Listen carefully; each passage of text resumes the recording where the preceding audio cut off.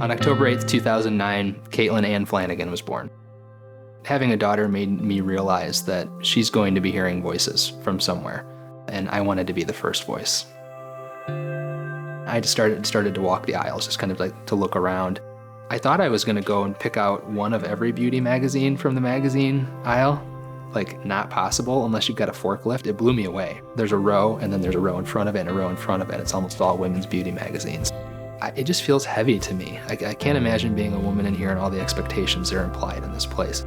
What I started to notice was the words in the makeup aisle, things that I hadn't noticed at first. But there's a lot of words there, and they're really good words. And all of these good things, but words that are being applied to our physical form, which can rarely live up to those words, and when it does, not for long. I sat down in the cafe and wrote a letter to her that was based upon those words and kind of reclaiming those words about her inner beauty. Dear little one, as I write this, I'm sitting in the makeup aisle of our local Target store. Words have power, and the words on display in this aisle have a deep power. A father's words aren't different words, but they are words with a radically different meaning. Maybe a father's words can deliver his daughter through this gauntlet of institutionalized shame and into a deep, unshakable sense of her own worthiness and beauty. Brilliant strength. May your strength be not in your fingernails, but in your heart. May you discern in your center who you are, and then may you fearfully but tenaciously live it out in the world. Choose your dream, but not from a department store shelf. Discover what you want to do in the world, and when you have chosen, may you faithfully pursue it with integrity and with hope. Naked. The world wants you to take your clothes off. Please keep them on, but take your gloves off. Pull no punches. Say what is in your heart. Be vulnerable. Embrace risk.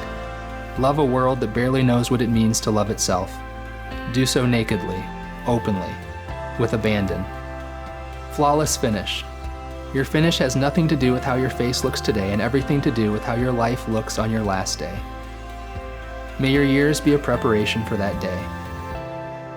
Little one, you love everything pink and frilly, and I will surely understand if someday makeup is important to you. But I pray 3 words will remain more important to you. The last 3 words you say every night when I ask you the question, where are you the most beautiful? 3 words so bright no concealer can cover them. Where are you the most beautiful? On the inside.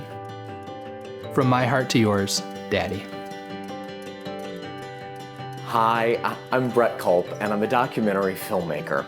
Several years ago, I discovered this beautiful story about a dad and the words he wrote to his daughter. In making the short film of their story, a question began to grow in my heart. Something in me knew that this was an important conversation. What sort of influence do the words a dad speaks really have on his daughter? I'm a father of sons, so while I could relate in many ways, there were parts of this conversation that I knew were beyond me. I decided to reach out to my friends at Southeast Psych, who are experts in helping young women work through many of the challenges they face. Decades ago, there was this big shift in society for dads to be involved with their sons and moms to be involved with their daughters. Research is showing that, man, we got it wrong. Dads play a huge role in the development of their daughter's identity and self-confidence, as much as their moms do, if not even more so. Women today are struggling with very serious issues. They're struggling with anxiety, depression, self-harm, and eating disorders. The research is showing that when dads are involved in positive ways in their daughters' lives, these issues drastically decline. Dads have the opportunity to help daughters unlock their best selves and go out and live beautiful lives that could change the world in amazing ways. And then an idea was born.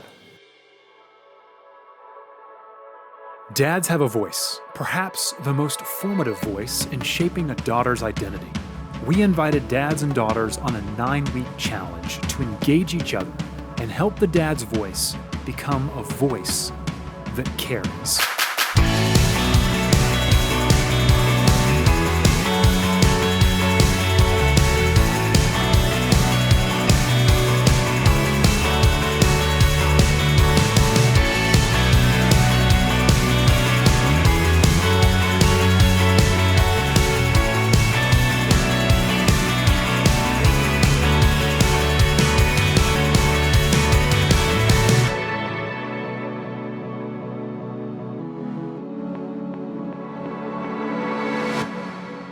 What if we tried an experiment?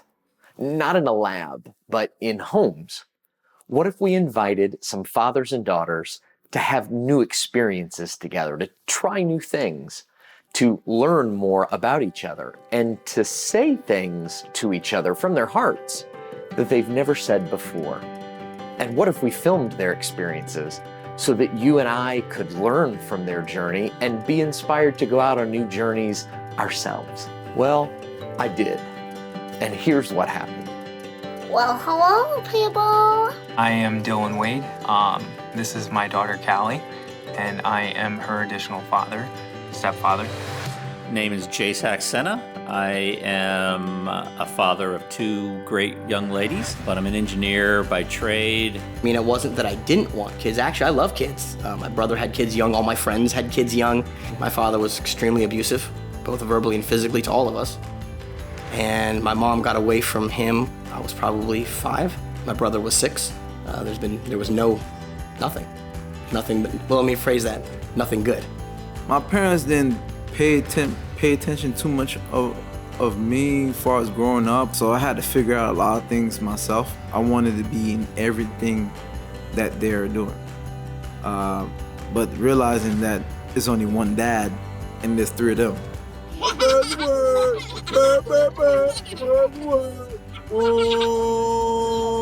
Hey, I'm Nick. We have 2 wonderful girls, Rose and Anna. Their ages are 8 and 5.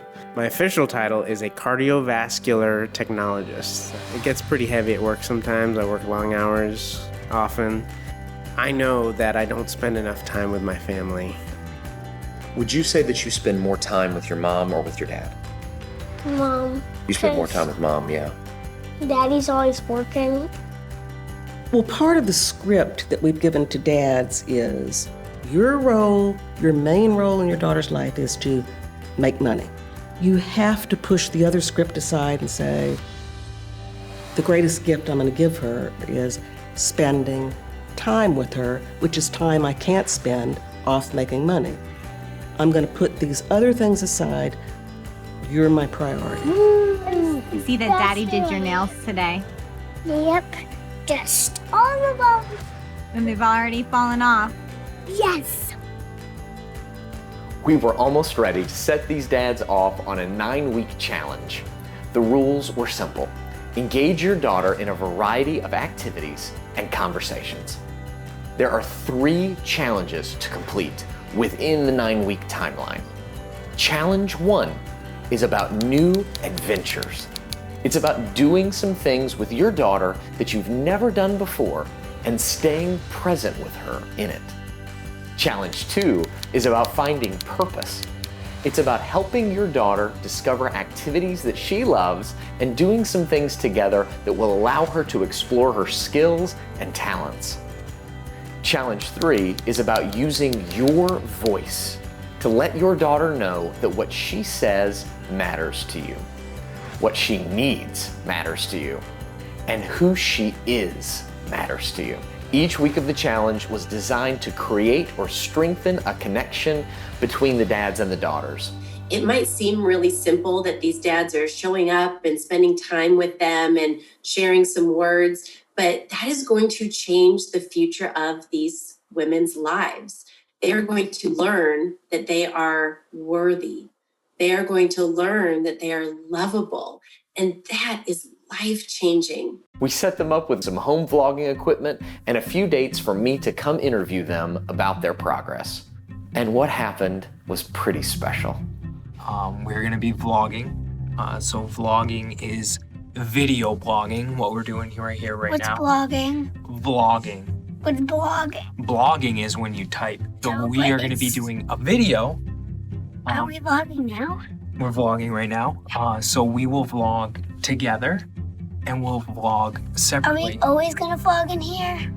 We can vlog anywhere you want.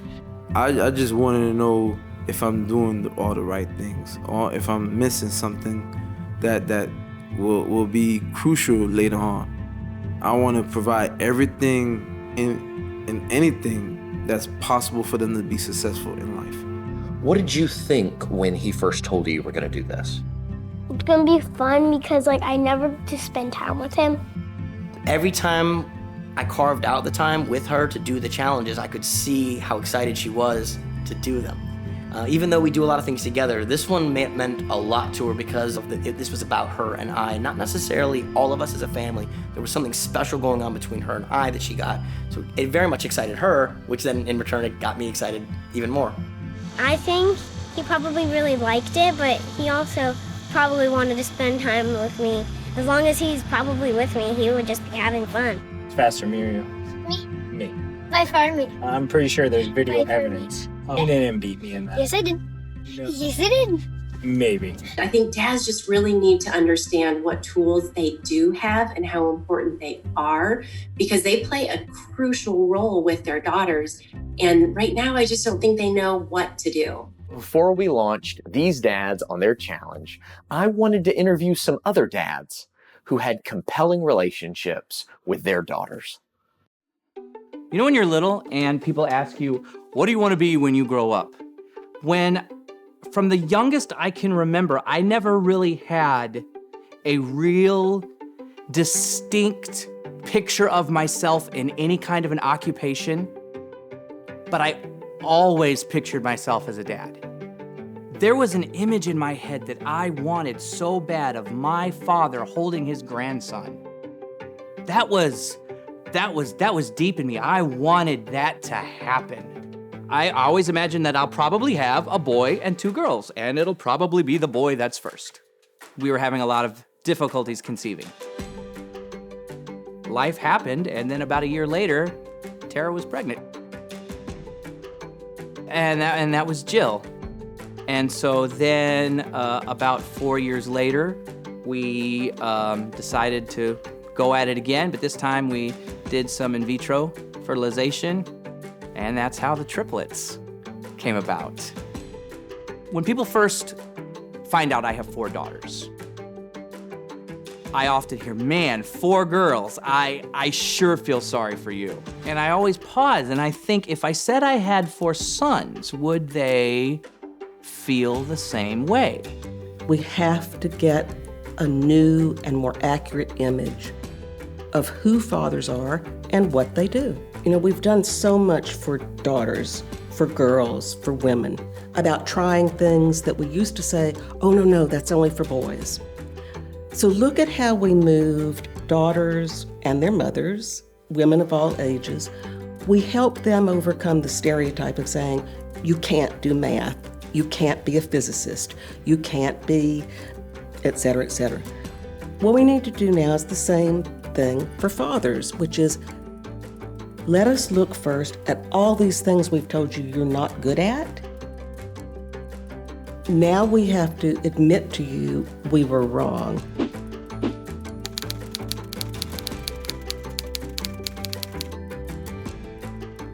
Superheroes, Star Wars, Doctor Who, that's become a big thing with me and my girls. That's like a big daddy-daughter bonding thing. Going to a Comic-Con, no matter if it's like the big ones or ones that's just out in some little local library.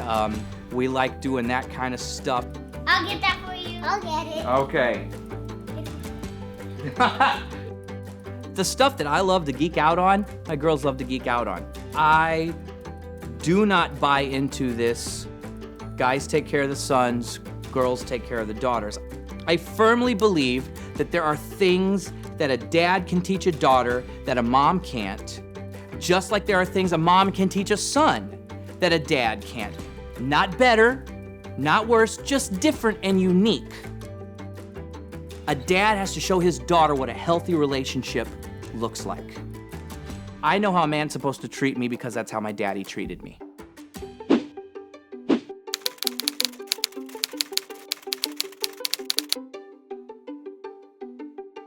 Coming up, these fathers and daughters will design 3 challenges that will send them on new adventures and help them grow together. And you can learn more about building a stronger connection with your daughter at our website, avoicethatcarries.com. Tonight's activity is homework.